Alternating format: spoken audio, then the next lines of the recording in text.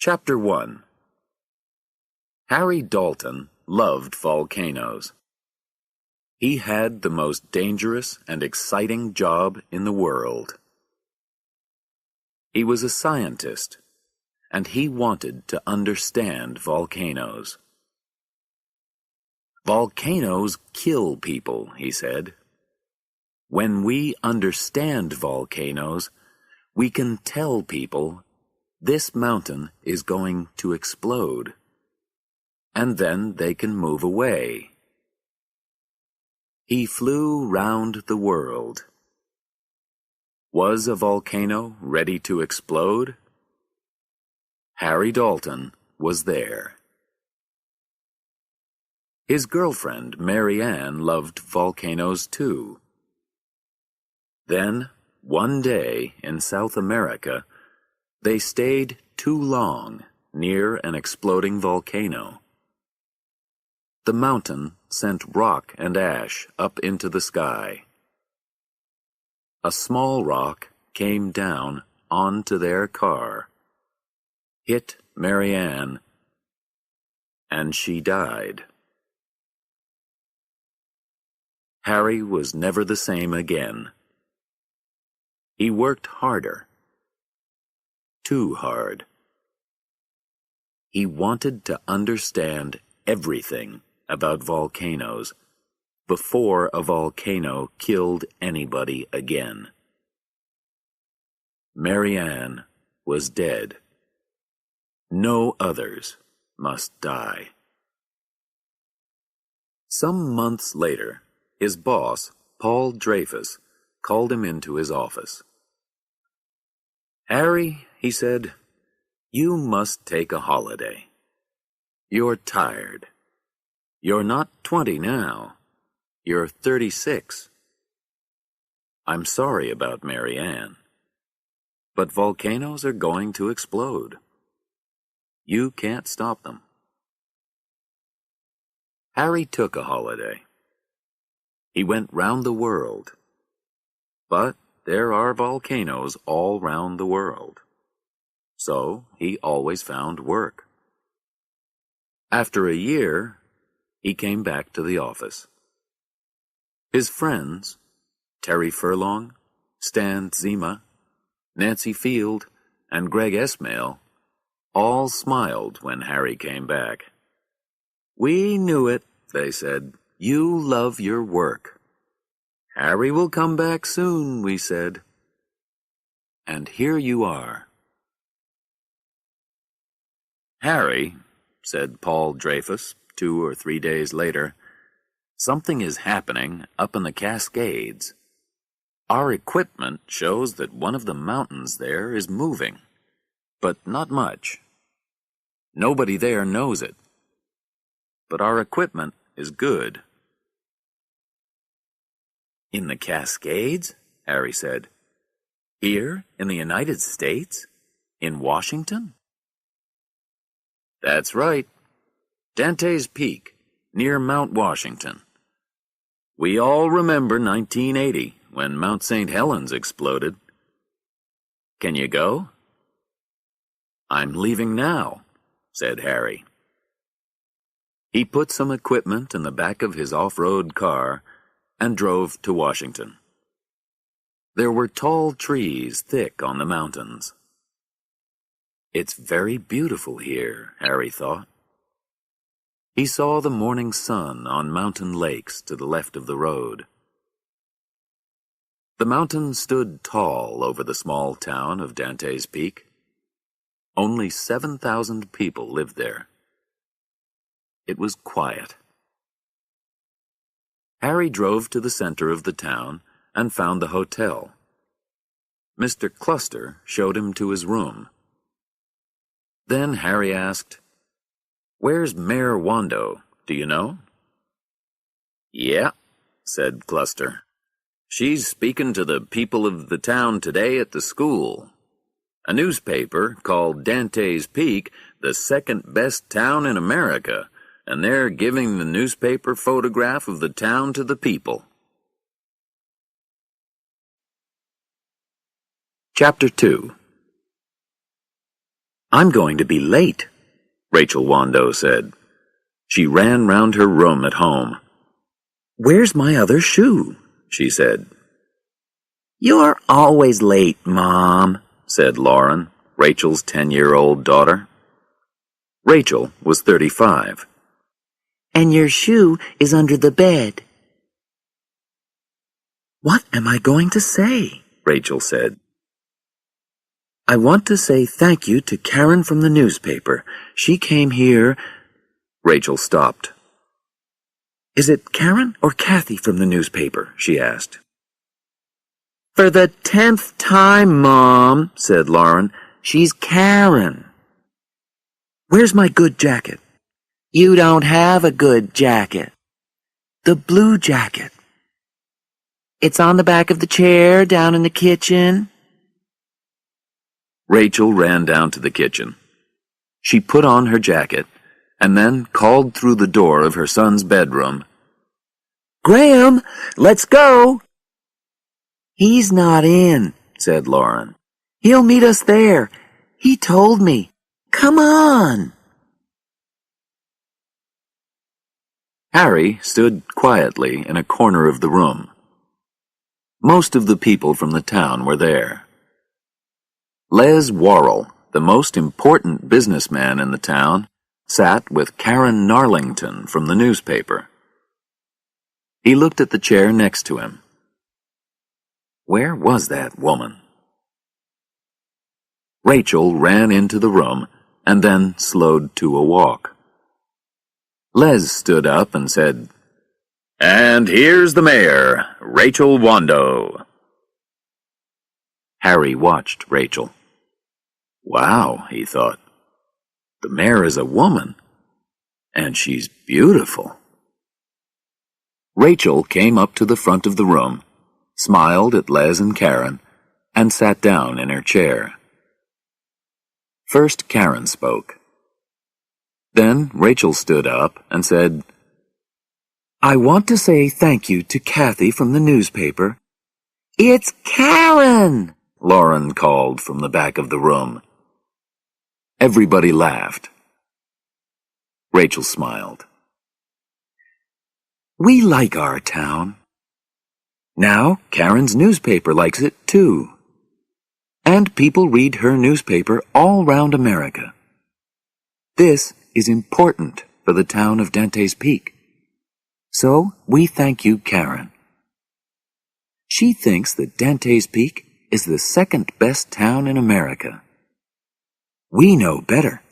It's the first, the best place to live. And next year, with the help of Elliot Blair, we'll show America. Karen's newspaper will say, Dante's Peak, the best town in all America. She stopped talking and sat down. The people in the room jumped to their feet with smiles on their faces. Harry turned to the man next to him. Who's Elliot Blair? He asked. He's a big businessman, the man said. He wants to bring a lot of money to Dante's Peak. He wants to make the town a center for people's winter holidays. There'll be a lot of work for people here. Chapter 3. Behind the town, up in the mountain, was a famous warm lake. Swimmers often went there. That day, 2 visitors, a young man and a young woman, walked up to the lake for a swim. The trees were green, the sun was in the sky. It was quiet and beautiful. The woman put her foot in the water. Ow! She said. It's hot! Yes, said her friend. I know. The lake is famous. They laughed and walked into the water. They played and swam. This is good, said the young woman. Do you want to come and live here? No, it's too quiet, said the man. Nothing exciting happens. Suddenly, Birds flew up from the trees, and they heard the sound of animals. "Why are the animals running away?" she asked. "I don't know," he answered. He pulled her under the water, and she laughed. Suddenly, there was a small earthquake. Now the woman was afraid. She swam over to the man. Under the lake, rocks moved, and the ground opened. Hot gas exploded into the lake. She screamed. "The water!" she cried. "It's too hot! It's—" They were her last words. Soon, the lake was quiet again. From the school, Rachel went to find her daughter. A tall, dark-eyed man walked up to her and said, "Hi, I'm Harry Dalton from the United States Volcano Office, and—" But Les Worrell and Elliot Blair came up to Rachel with smiles on their faces. "Well done, Rachel," Les said, before Harry could say anything more. "You're a good speaker," Blair said. "Thank you," Rachel said. But she didn't want Dalton and Blair to meet. Blair wanted to make Dante's Peak a holiday town. Dalton was from the volcano office. No, she didn't want them to meet. Harry tried again. "I'm Harry Dalton, from Portland," Rachel said quickly. "Yes, your boss spoke to me on the phone. He asked me to show you round. Let's go." She took him by the arm and moved him away from Worrell and Blair. Lauren came up to them. "Where's your brother?" Rachel asked. "I don't know," Lauren said. "I think I do," Rachel said. They went over to her car. "Get in," Rachel said to Harry. "I must find my 13-year-old son first." They took the road up the mountain. Rachel told Harry about Blair. "He's going to be very good for the town," she said. "Where are we going?" Harry asked. He wanted to start work. Rachel stopped the car outside an old mine. She got out of the car and went over to it. "Graham," she called. "Graham, are you in there?" A minute later, 3 boys came out of the mine. They were dirty. "You two go home," Rachel said angrily to the other 2 boys. "And you, get in the car." Graham looked at Harry. "Who are you?" he asked. "I'm—" Harry began, but Rachel said, "That mine is dangerous. Rocks can fall. You mustn't go in there. How many times do I have to tell you?" "Mom, not now, okay?" Graham said. He looked at Harry. Harry smiled at him.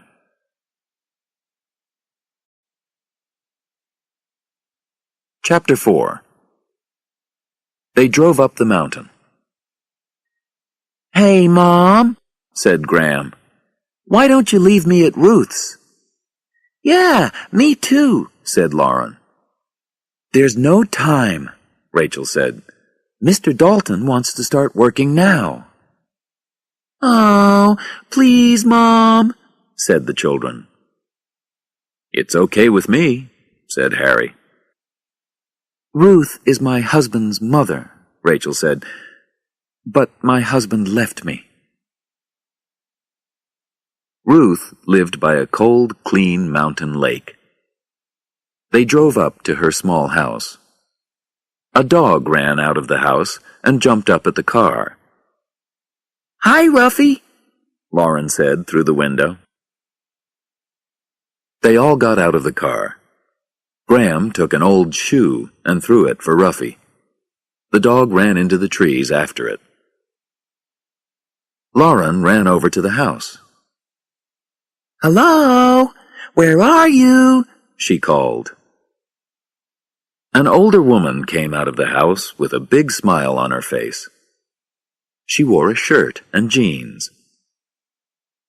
"Hi," she said. The children ran over to her, but Rachel walked slowly. "Hello, Ruth," she said. Ruth looked at Harry. "Is this your boyfriend?" she asked. Harry answered. "No," he said. "I'm from the United States Volcano Office. I want to look at your mountain." "Yeah, people came here in 1980 after Mount St. Helens," said Ruth. "There wasn't a problem with this mountain then, and there isn't now." Harry looked round at the lake. There were brown, dead trees by the water. "When did those trees die?" he asked. "Trees are always dying," Ruth said. "Then new trees come. We had a bad winter." Harry took some equipment out of his bag and went over to the lake. Graham followed him. "What are you doing?" he asked. Harry said, "This equipment will answer the question, how much acid is there in the lake?" He looked at the equipment. There was too much acid. He put his finger into the water. Not good. He went back to the car. "I'm going to take Mr. Dalton up to the warm lake," Rachel said to Ruth. "Can the children stay here?" "Yes, but why don't we all go?" said Ruth. "Yeah," said Graham. "We can go for a swim." The children ran over to the car. Rachel looked angrily at Ruth. Harry smiled. These two women don't like being together, he thought. In the car, Rachel asked about the acid in the water. "It's not good," Harry said. "Do we have a problem?" she asked. "Will the mountain explode?" "I don't know," he answered. "Often, nothing happens. People hear sounds under the ground. There are earthquakes. Trees die. There's acid in the water. And then nothing happens." Rachel stopped the car near the warm lake. The children jumped out of the car. "Come on," they cried. "Let's go." "Wait for me," Rachel called. "Oh, they'll be okay," Ruth said. She followed the children. Harry started getting equipment out of the car. Suddenly, Lauren screamed. Rachel ran through the trees. Harry followed. "Look!" Lauren cried. On the ground at her feet were two dead animals. "There are a lot of those round here this year," Ruth said. "Do you think they're ill?" The children went over to the lake. Graham stood on a rock. He wanted to jump in. Suddenly, Harry called, "Stop!" There was a lot of gas. "There are some dead fish on the water," he said. "And there's something bigger, too. What is it?"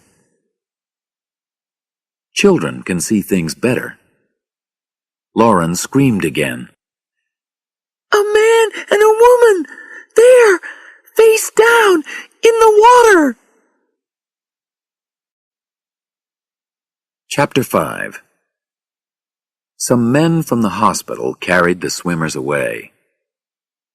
Harry was on the phone to Paul Dreyfus. "Yes, there is a problem here," he said. "Send everyone. And the robot." He listened to Paul's answer. "Yes, I know about the money," he said, "but we're talking about people here. 2 people are dead." He put his phone away. "Are you okay?" he asked the children. "Yes," they said. "Who were those swimmers?" Harry asked. "Do you know?" "They weren't from the town," Rachel said. "I think they were visitors." "Do we have a big problem here, Harry?" "I don't know. I must talk to the most important people in the town."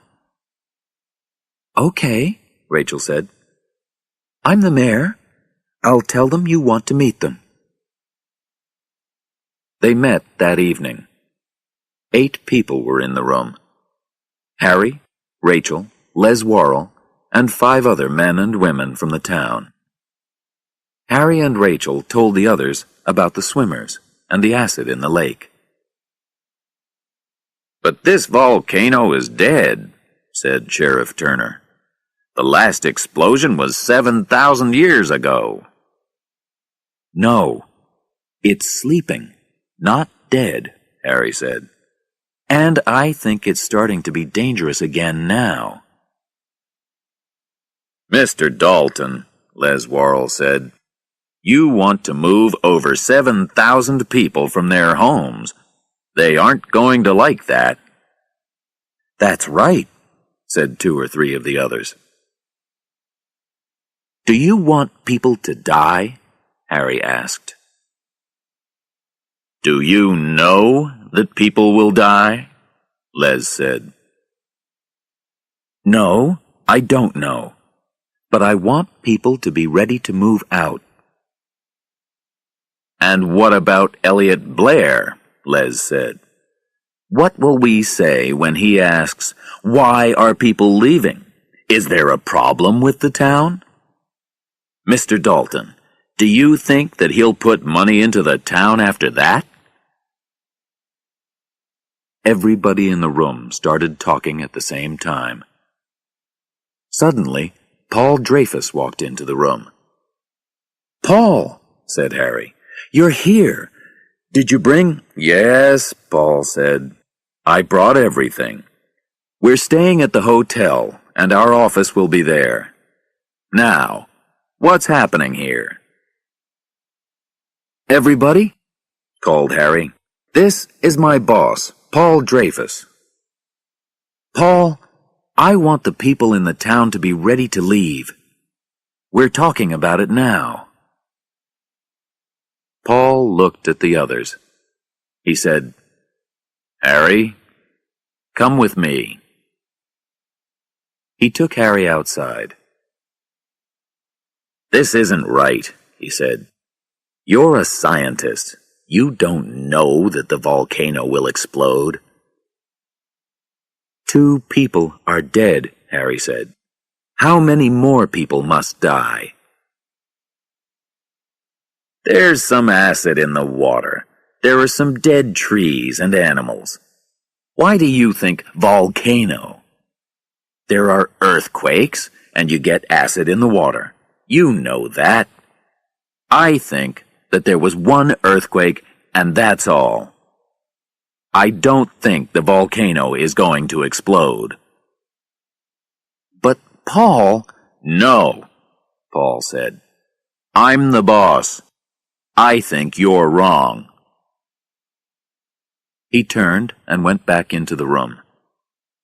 When Harry was there too, Paul said, "Everybody, Harry Dalton is a good man. He only wanted to help. But I don't think the volcano will explode. Don't say anything to other people in the town. We don't want them to be afraid. The other scientists and I will stay here for a week or 2. We'll take our equipment up into the mountain. When we know anything, I'll tell you. But I don't think we'll find any danger."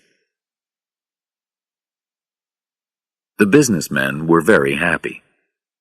Then they turned angrily to Rachel. "That was a mistake, Rachel," they said. "Why did you get us all in here? We don't want Blair to hear about it." Rachel looked at Dreyfus and Harry. Which of them was right? Chapter 6. Dreyfus and Harry walked over to Stein's bar. "I want you out of here," Dreyfus said. "Take a holiday. Now." "Goodbye. I'll see you in 2 weeks." "No," said Harry. "I won't go. I'm your best man, and this town has problems." "Yes," said Paul, "you are my best man. But you must understand something. After we go, the people here in Dante's Peak will stay. They have their shops and their businesses. You think only about volcanoes. But this is about money, too." "Okay," Harry said with a smile. "I understand." "Okay," said Paul. "Tomorrow we'll get a helicopter. I want you to fly round the peak with your equipment. What's happening? Why? You find the answers, and then you come and tell me." "Right," Harry said. "I'll do that." Then he turned away and had a drink with Terry Furlong and the others. The next morning, Harry went into the Blue Moon Cafe for breakfast. This was Rachel's cafe. She smiled at him. "Coffee?" she asked. "Yes, please," he said. "I'm sorry about yesterday. I only wanted to help. I'm better with volcanoes than I am with business people." "I know you wanted to help." Rachel put the coffee back on the warmer, turned, and said, "Do you want to come to dinner tonight? I want to say thank you." "Thank you? What for?" "You stopped Graham jumping into that water." "Okay. Yes, please. I do want to have dinner with you." Later in the morning, Harry and Terry went out in a helicopter. They took a lot of equipment and flew round the peak. Terry watched the equipment. "There's some gas," he said, "but not a lot." They couldn't see under the helicopter, so they didn't see it. The ground suddenly gave a strong push. Big rocks fell down the mountain. Then everything was quiet again. The mountain waited. After dinner that evening at Rachel's house, Harry and Rachel sat outside. They looked at the lights of the town. "I know it's a little town," she said. "I know it's not important. But I love it here. It's my home." "Were you born here?" Harry asked. "Yes." "And, you lived with your husband here?" "Yes." She was quiet for a moment. "Brian and I were too young when we met. That was the problem. He left about 6 years ago. He never writes or anything. The children don't remember him. I don't think he writes to Ruth." "But you're okay," he said. "Yeah, I am. Now. What about you? No wife?" "No. I move round the world all the time. There was somebody at one time, but..." He told her about Marianne. "I'm sorry," Rachel said. "Volcanoes are dangerous," said Harry. "People must know that." "Perhaps you're wrong about our volcano," said Rachel. I'm happy that you're here to help.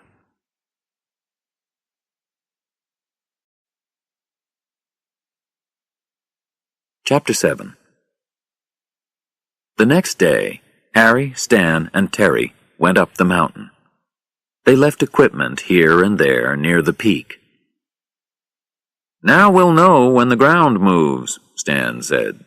"We can see it on our equipment in the office at the hotel." "Yeah," said Terry. "When a bird jumps onto the ground, we'll know it." "How was dinner last night, Harry?" Harry didn't say anything.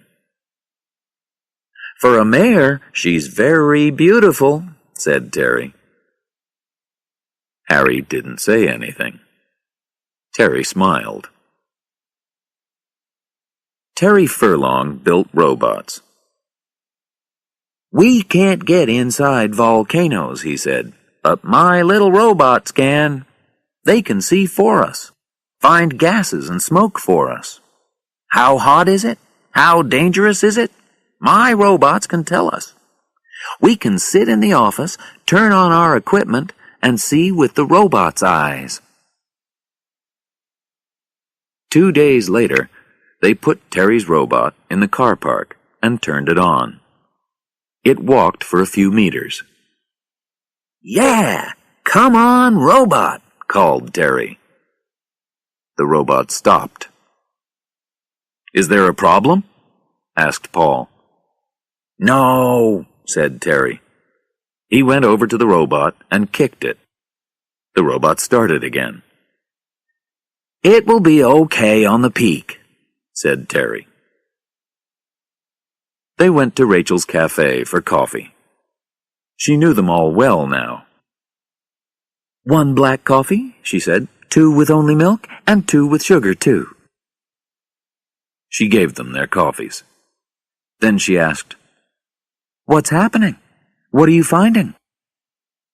"Our equipment shows that every day there are between 25 and 75 earthquakes," Nancy said. "What?" cried Rachel. Harry laughed.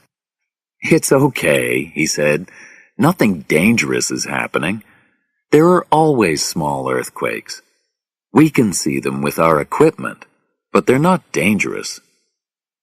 The next day, Terry and Harry took the robot to the peak and sent it inside the old volcano. The robot's eyes sent pictures back to their equipment, and back to the equipment in the hotel, too. The robot walked on. Suddenly, it stopped. "Oh, no," said Terry. He started to go after it. "Be careful," Harry said. Terry climbed down into the old volcano. He put his feet down carefully on the ground. Good. It was hard. He walked on. Back at the hotel, everybody watched the robot's pictures. They didn't look at their other equipment. Terry found the robot and kicked it. The robot started moving again. "Okay, Terry, come back now," Harry said on his radio. Terry didn't listen. He followed the robot down inside the mountain. Back in the hotel, Nancy stood up. She turned around. "Oh, no," she said. "Look at this equipment." The others turned round. "A strong earthquake is happening," she said. Paul called Harry on the radio. "Come back now," he said. "What did you say?" asked Harry. "I couldn't hear you." "I said, come back now," Paul said. "Earthquake!" But it was too late.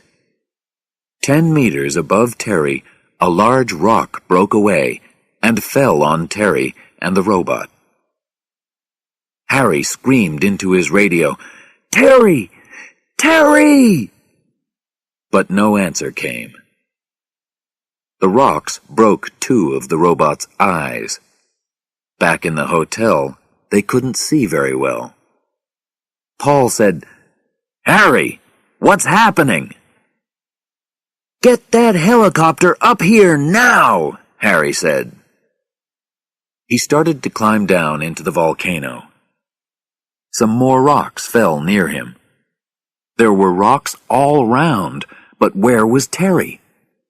Then he saw the colors of Terry's shirt. He pulled some rocks away. Terry looked up at him and smiled. "There's something wrong with my leg," he said. Harry looked. "The rocks broke Terry's leg," he said into the radio. "Tell the helicopter man, Hutcherson, to bring some help."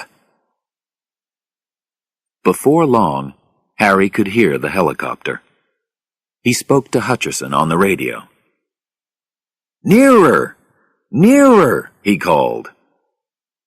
But now there was smoke coming out of the old volcano. Hutcherson was afraid. "I'm not coming any nearer than that," he said. "You must," Harry said. "Only 15 more meters. Down! Down!" Slowly, the helicopter came nearer. It pulled Terry and Harry inside and flew off down the mountain.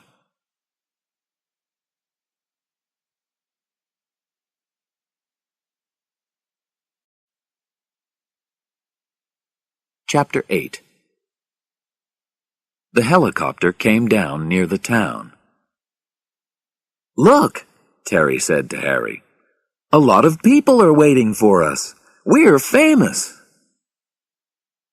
Harry smiled, but said nothing. Doctors took Terry to hospital. Rachel pushed through the people and came up to Harry.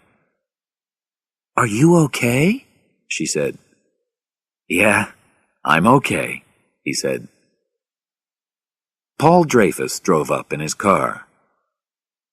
"I must go and talk to Paul," Harry said to Rachel. "How's Terry?" Paul asked. "He'll be okay," Harry said. "But listen, Paul, we have a problem. That volcano's getting ready to explode." Dreyfus stopped smiling. "I know it was hard for you up there, Harry," he said, "but you mustn't get excited. Not a lot happened." "Not a lot happened," said Harry. "Paul, I was there. That was a big earthquake." "But the mountain didn't explode," Paul said. "Terry was unlucky, that's all. Those rocks were weak." "No, Paul, listen," Harry said. "I think the lava is moving up nearer to the ground. The ground is too warm up there." "No, you listen, Harry," said Paul angrily. "You lost Marianne. Now you're always afraid. Well, I'm sorry about Marianne, but I don't want people in Dante's Peak to be afraid because you lost her." The two men started to fight, but Greg pulled Harry away. "Careful, Harry," he said. Dreyfus walked away. 2 more days, he told them. "We'll stay only 2 more days. There's nothing more for us to do here." 3 days later, they were ready to leave. In the evening, Harry went to Stein's bar. Terry was back from the hospital. He was in the bar with Nancy, Greg, and Stan. Harry met Rachel there, and they went to a quiet table in a corner with their drinks. "Perhaps you'll come down to Portland one day and we'll meet again," he said. "I usually have a lot of things to do," said Rachel. "Don't you take holidays?" he asked.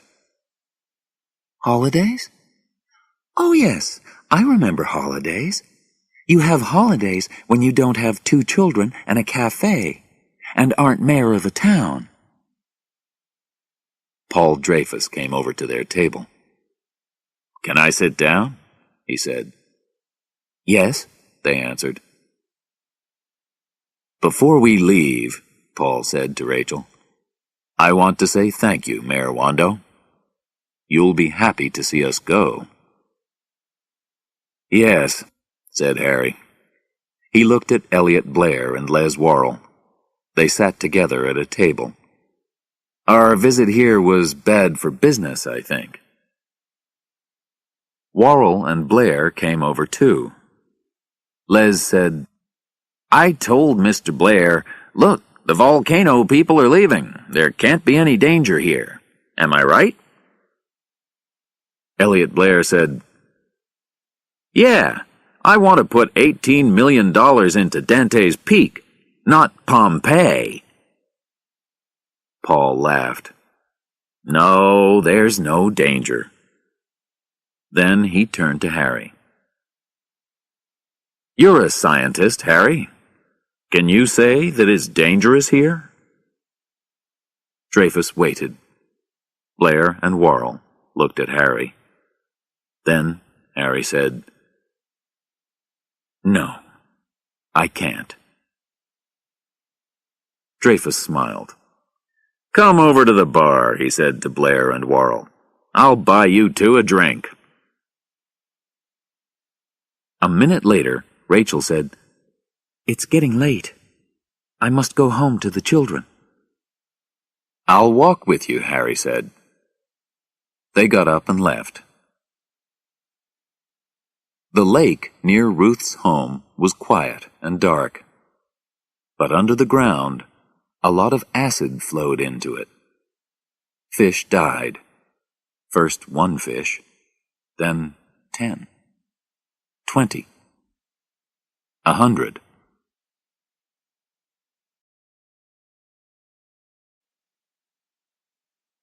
Chapter 9. It was a beautiful night. Rachel and Harry walked down the street through the center of town. What time are you going tomorrow? She asked. 6 o'clock in the morning, he said. I'm sorry you're leaving, she said.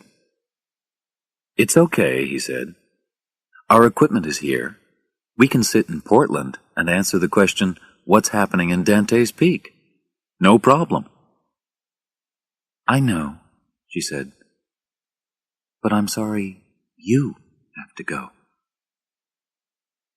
Harry turned to Rachel, and she turned to him. He put his arms round her. Then a car drove down the street. The driver slowed the car near them. Good evening, Rachel, a woman said. Then she drove away. Jeannie Lane, Rachel said. She'll talk about this for the next 2 weeks. They walked to her house. When they were there, she said, Do you want to come in for coffee or something? Yes, he said. Inside, she fell into his arms. But suddenly Lauren called from her bedroom. Mommy, is that you? I'm thirsty. I'll bring you a glass of water, Rachel said. She went into the kitchen. Oh, look, she called. The water is coming out all brown. Harry ran into the kitchen. He looked at the water. Where does the town's water come from? He asked. About 8 kilometers away, up the mountain, said Rachel. We have to go there now, Harry said. Get the children. They drove fast up the mountain road. The sleepy children were in the back of the car. Here we are, said Rachel, and stopped the car.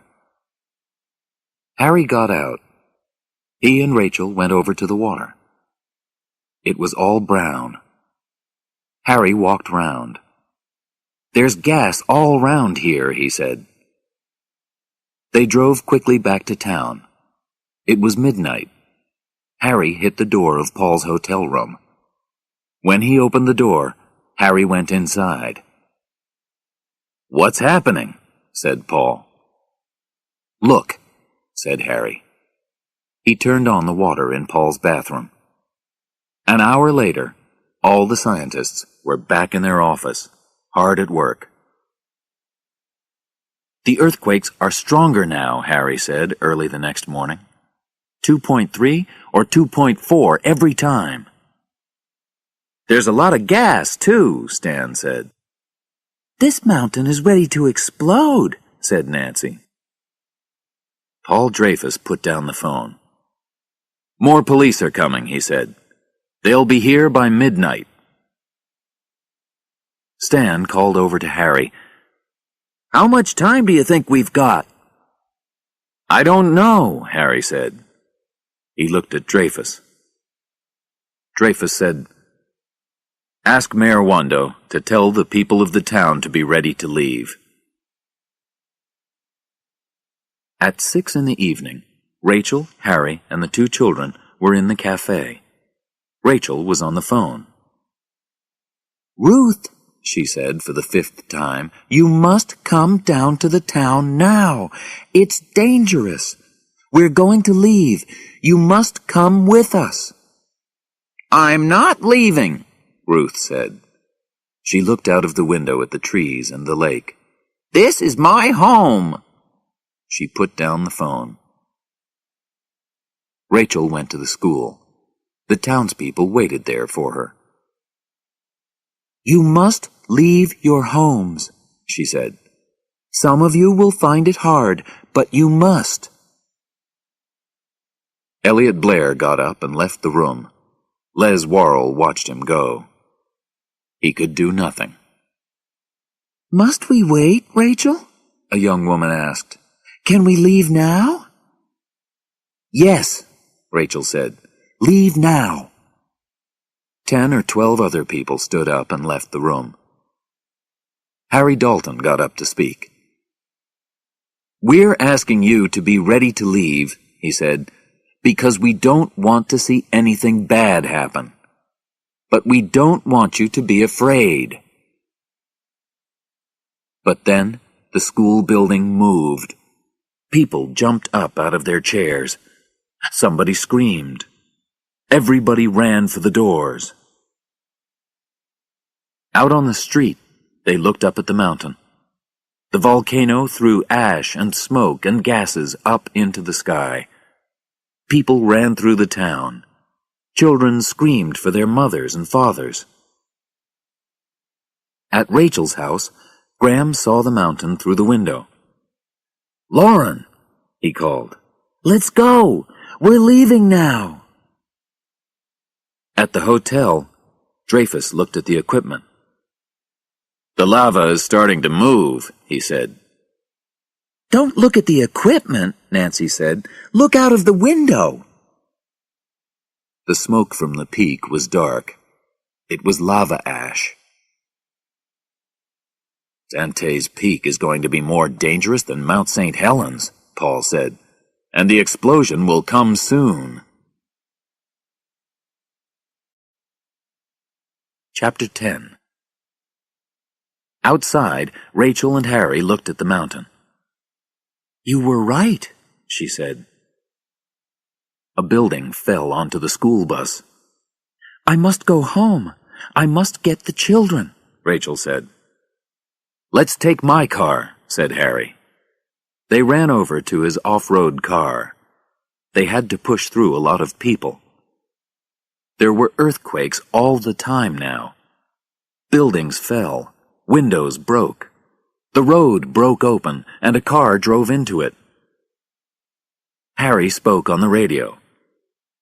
"Paul, are you there?" "Yes," said Paul. "We're at the hotel. We're taking the equipment and leaving. Where are you?" "I'm with Rachel. We're going to get her children." "Harry," said Paul, "I'm sorry. You were right, and I was wrong." "Forget it, Paul," Harry said. "See you soon." He turned off the radio. But when they came to Rachel's house, she screamed. "My car!" she said. "It's not here." She ran into the house. "Here's a letter from Graham," she cried. "He says he wants to get Ruth. He's driving up the mountain." Harry fought through the other cars. He couldn't drive across the river by the road because there were too many cars. The water in the river flowed strongly. "We can do it in this car," he said. He drove into the river. The water pulled at them, but Harry's car got through. Other cars began to follow, but were not as lucky. The water turned them over.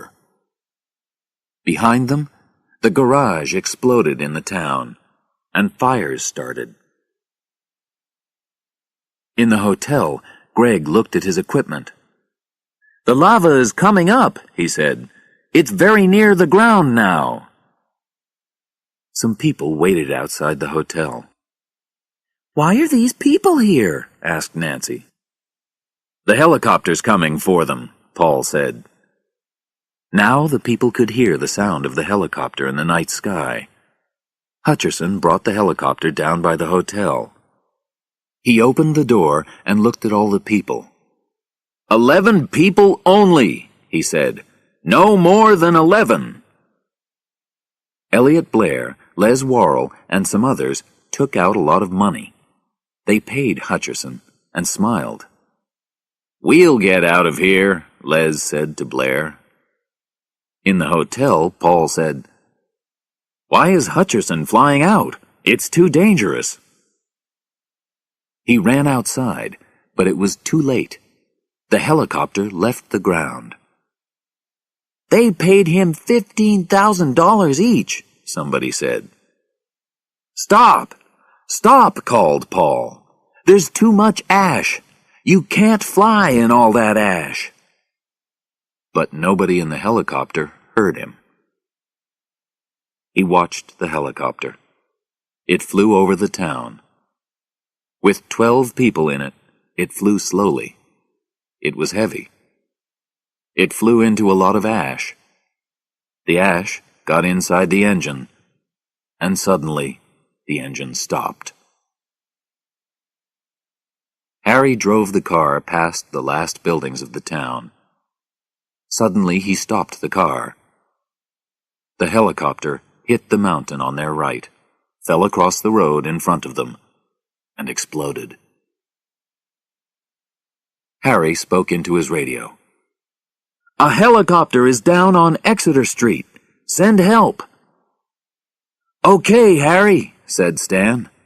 "What are you doing? Where are you?" "We're driving up the mountain," Harry said. "We must get Rachel's children." He turned off the radio. "Harry, listen to me," Stan said. "There's no time, Harry. Come back. The lava." But there was no answer from the radio. Chapter 11. The lights were on in Ruth's house. Graham stopped the car in front of it. The children jumped out and ran to the house. Ruth came out of the front door with Ruffy. "What are you doing here?" she asked. "We came to get you and Ruffy out," they said. "What?" she said. "Get in the car," Graham said. He pulled her hand. A sudden strong earthquake moved the ground. Ruffy ran into the trees. Lauren ran after her. "Ruffy! Ruffy!" she called. Harry and Rachel drove up the road. "Not far now," Rachel said. Then the strong earthquake hit them, too. Big rocks fell into the road behind them. Rachel looked at Harry. "Now we can't come back down this road," she said. In the dark trees, Ruth and the children called for Ruffy. Ruth got tired. She stopped calling. She heard the children. They were young. "I must get them out of here," she thought. "Ruth, can you see Ruffy?" said Lauren. "No, I can't," Ruth said. "And it's too late now. We must go, now." But we can't leave her. The children looked at Ruth. She was different, stronger. I said now, she said. Harry stopped the car outside Ruth's house. They saw Rachel's car there. Rachel jumped out and ran into the house. Ruth! Graham! Lauren! She called. There was no answer. Where are they? Said Harry. The lights are on. Then Ruth and the children came out of the trees. Rachel ran over to them. She put her arms round them. Where were you? She said. I'm angry and happy at the same time. I'm sorry, Mom, said Graham. We had to get Ruth. There's no time for this now, said Ruth. Get the children into the car and get out of here. We can't do that, Harry said. There are rocks all over the road behind us. And you're coming with us. Okay, said Ruth. Give me 5 minutes. I must get some things. Harry spoke on the radio to the scientists at the hotel. Is anybody there? He asked. Harry, where are you? Said Dreyfus. Up at the lake, Harry said. We're okay, but there's no road for us to come back down the mountain. Harry, Paul said, this mountain is going to explode, and soon. I'll send a helicopter up to get you. No! Get out of there, Harry said, before it's too late. Don't wait for us. The radio started to die. Harry, can you hear me? Paul said. Can you hear me? He looked at the others. The radio's dead, he said. Rachel and Ruth threw things in some bags. Ruth wanted to take everything. This is my home, she said. All my things are here. Rachel wanted to cry, Let's go! Leave all that! Let's go! Up on the mountain above Ruth's house, a river of red lava began to flow down the mountain. Fire suddenly caught on the trees. The river of lava left everything dead behind it. The lava came to Ruth's house. It flowed round to the left and to the right. It flowed round to the front of the house. The cars stood there. Fire started to climb up the outside of the house. Harry looked out of the back window of the house and saw the lava. Then the lava broke the window and flowed into the house. Fire ate chairs, tables, everything. Harry and Rachel pushed the children to the front door. Ruth followed with her bags. Rachel screamed, Look! The cars! Red-hot lava flowed under the cars. Lava flowed from the left and right into the lake. There's only the lake, Harry said. Let's go! They ran down to the lake and jumped into Ruth's small boat. Now we'll be okay, Graham said to Laura. Then they saw the fish. Hundreds of dead fish on the water. Harry tried to start the boat's engine. He couldn't do it. Ruth said, I know this boat. I'll do it. She started the boat, and they moved out across the water. They looked back at Ruth's house. There was fire everywhere. That was my home, Ruth said. I always lived there. Everybody was very quiet. One of the cars exploded. Where's Ruffy? The children thought. This boat is slow, Harry said, but it'll get us there. Then he heard a different noise. Where's that noise coming from, he thought. Ah, yes, under the boat. He looked down. Don't put your hands in the water, he said. Why? Rachel asked. The water's acid. Graham said, The acid is eating into the boat. Will it get us there? Harry didn't answer.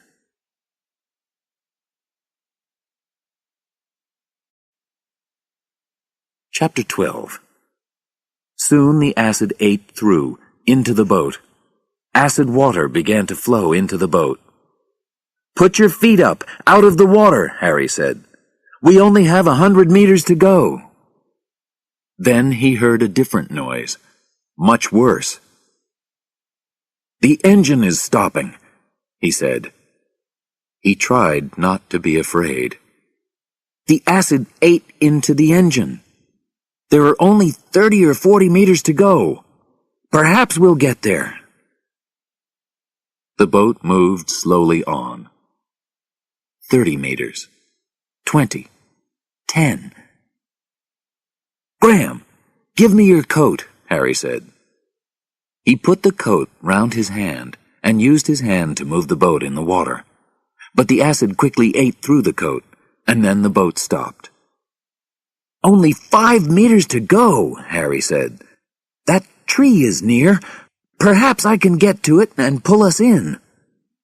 He tried, but he couldn't. He tried again. Forget it, Harry, Ruth said. You can't do it. She looked down at the water. I can stand here, she said. Harry turned round. Ruth, no, he said. But Ruth started to get out of the boat. Harry moved to stop her, but she pulled away. She stood in the water and pushed the boat. The acid ate at her legs.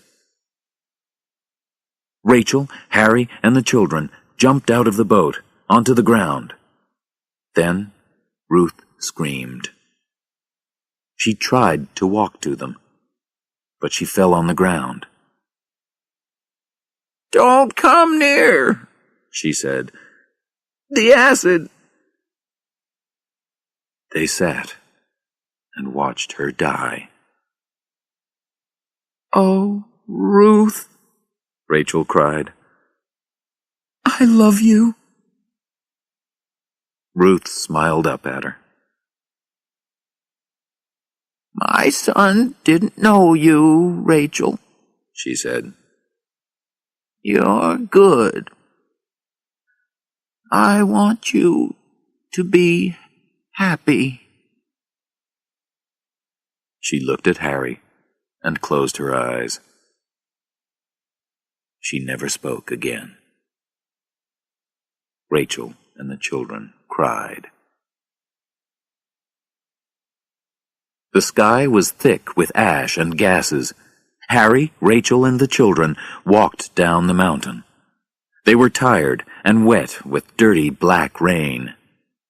Now they could see the town. Suddenly, they heard a big noise to their right. What's that? Asked Rachel. Water, trees, rocks, buildings, all coming fast down the mountain, Harry said. They're going to hit the river through Dante's Peak. In Dante's Peak, Paul Dreyfus and the other scientists were at the radio. Harry, can you hear me? Said Paul. Harry, we must leave now. It's too dangerous for us to stay. Sorry. They put their equipment in their cars. Dreyfus drove the car with all the equipment, and the others all went in the first car. The first car got across the river. Dreyfus, in the second car, looked up. The river was now much bigger than usual. It was flowing fast, and there were rocks and trees in it.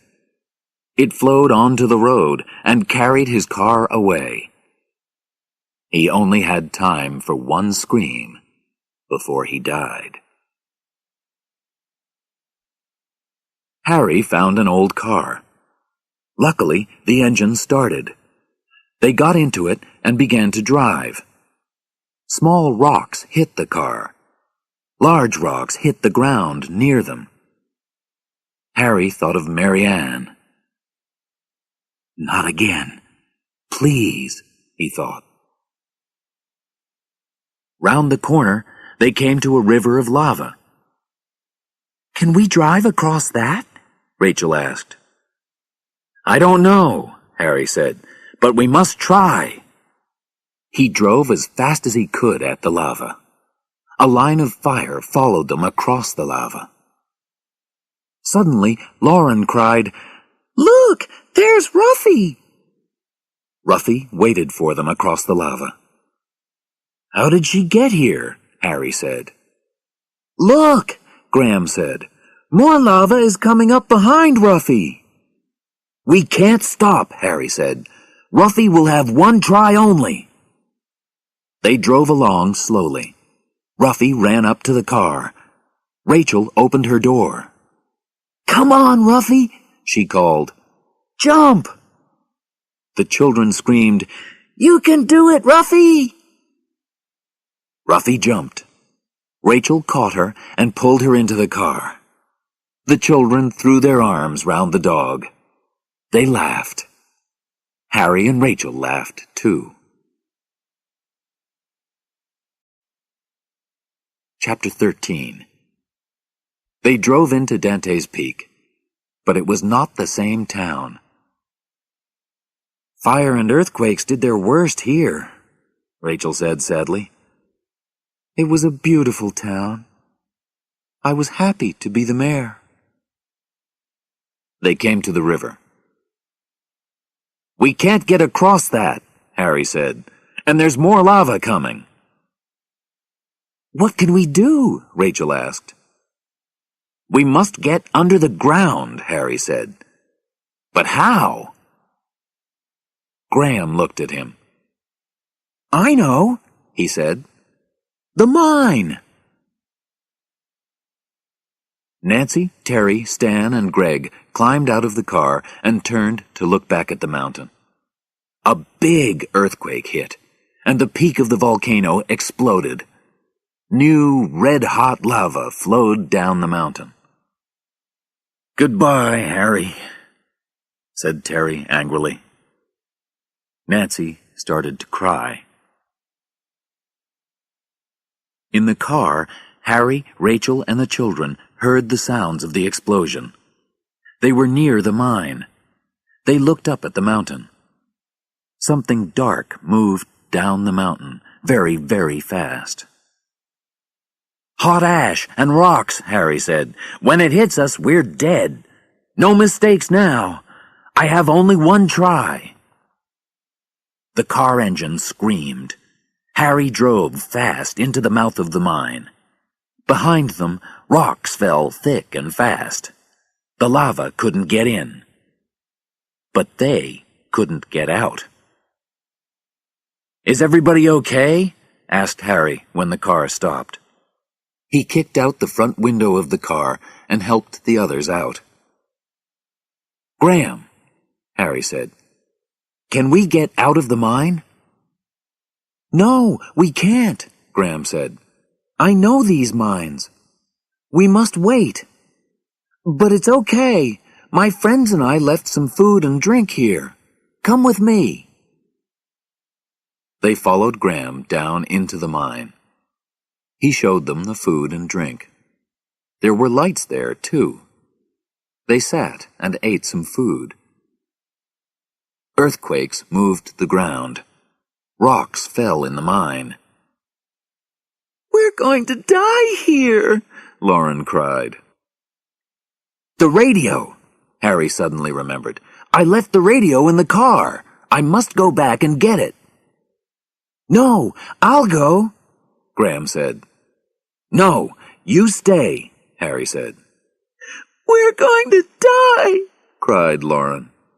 No, we're not, Harry said. Hey, I know. When we get out, we'll all go to the sea and catch fish. I don't usually take holidays, but with you, it will be good. Okay? We'll do that. Rachel looked at Harry and smiled. Yeah, she said. We'll do that together. We'll be a family. Okay, said Harry. But now I must go." He walked back through the mine. Suddenly, he heard a sound above him. He ran for the car. Behind him, rocks fell. He couldn't go back. More and more rocks fell. He was near the car when a rock hit his left arm and broke it.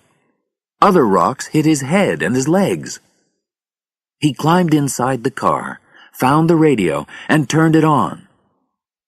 "Help!" he said. "Please send help!" 2 days later, the earthquakes stopped. The volcano went quiet. A big helicopter came down outside the mine. Inside, when they pulled away hundreds of rocks, they found Harry first, with the radio in his hands. He stood by the helicopter, and a doctor looked at his arm. Then the men brought Rachel and the children out of the mine. Harry walked over to them.